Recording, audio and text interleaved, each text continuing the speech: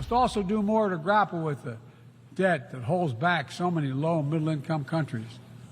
When nations are forced to service unsustainable debt payments over the needs of their own people, it makes it harder for them to invest in their own futures. All right, Joe Biden, another stem winder at the UN yesterday. Rick Grenell, Allison Maloney back with us. Rick, we watched this together in the green room yesterday morning here at Newsmax, and I think we were both waiting for something, for anything besides, and I think we've got the soundbite. Joe Biden, thank goodness everybody's wearing those earpieces that translate, even though he was speaking in English. It was challenging to say the least. You couldn't understand what he was saying. It's sometimes when I don't know somebody's name, I just say it really fast because I don't know how to pronounce it. That's my little trick. It seemed like his whole speech was like that. It sounds like that's how it was. Want to welcome in Utah Senator Mike Lee. He is with us right now, joining us from Washington. Senator, great to have you on this morning. You're with Rick Grenell and Allison Maloney. Good to see you, sir. Good to be with you, Rick. Thank you. So you are on the Budget Committee, and there seems to be two choices right now, trillions of dollars in spending or a government shutdown, which could happen in less than 10 days. Take us through how you see this playing out in the House right now, because there's a little bit of a rebellion happening that Kevin McCarthy is trying to address. Yeah, first of all, I think the best path forward for Republicans right now is for the House to pass something perhaps built on the chassis of what they tried to pass but failed within the last couple of days, something that would bring about a short-term extension on government funding and do so with moderate gains for Republicans, modest gains for Republicans.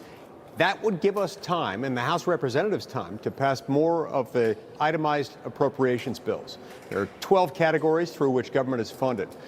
They've only passed one of the 12. We've voted to proceed to the first of those, the Milcon VA spending bill covering military construction and veterans benefits. But we need more of those from the House of Representatives. It's important for all Republicans, for the House to get something passed so that the Senate can have time to process those things, and so that Republican senators can fight for Republican priorities in the spending process over here. I wish that bill that they put up on the floor yesterday had passed the House. I'm still guardedly optimistic that they can pass something else based on that model.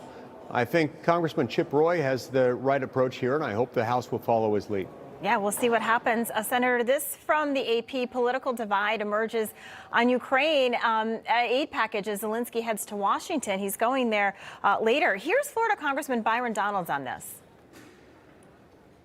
What is your message to Zelensky when he comes to the Capitol on Thursday? He wants more money from Congress. He claims that he says it's very important to stopping the war in Ukraine.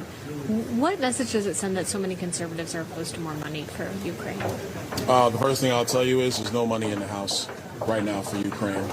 There's just not. It's not there. You mean there's no support for money? No. And to be blunt, we're running a $2 trillion deficit. Any money we give to Senator, Ukraine, where are you on this? Should we be giving more money to Ukraine? No. Look, we've spent an enormous amount of money there, and this is money that's going to an effort that involves a proxy war against a nuclear-armed power. I think we have to tread very carefully when headed in that direction. We are, in the meantime, now crossing the $33 trillion debt threshold. This is very significant. I think we need to be focused on our priorities right here in America, right now, rather than on somebody else's war in a different part of the world where there's a proxy war against a nuclear power. These are dangerous times, and I think we've borne far more than our fair share. Now, even if you're someone who wants us in that, I would say this. We shouldn't be spending another dime there until our NATO allies in Europe have themselves spend a corresponding percentage of their GDP. Senator, can I just ask you a quick one? I know Rick Grenell, the ambassador, has a question for you as well. So President Zelensky is going to be there on Capitol Hill this week, today. Are you going to say that to him directly? Well, they're not going to give us the opportunity to say that to him.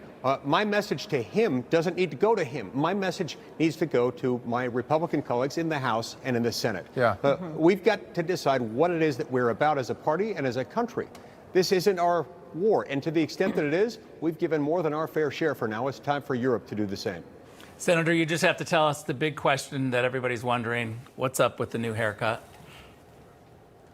Looks good. So I was offered I was offered up as a prize at a family reunion.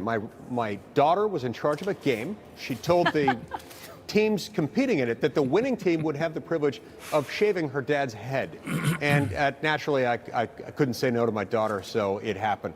But, you know, look, it's aerodynamic. It saves me time and money on hair care products. Yeah, you get better ready gas for it in the mileage. morning. Better It's gas great. It looks mileage. great on you, Senator. Good to see you, Thumbs up. sir. Thanks so much for being with us. Utah Senator Mike Lee Thank you. joining us from Washington. Thank you. A lot more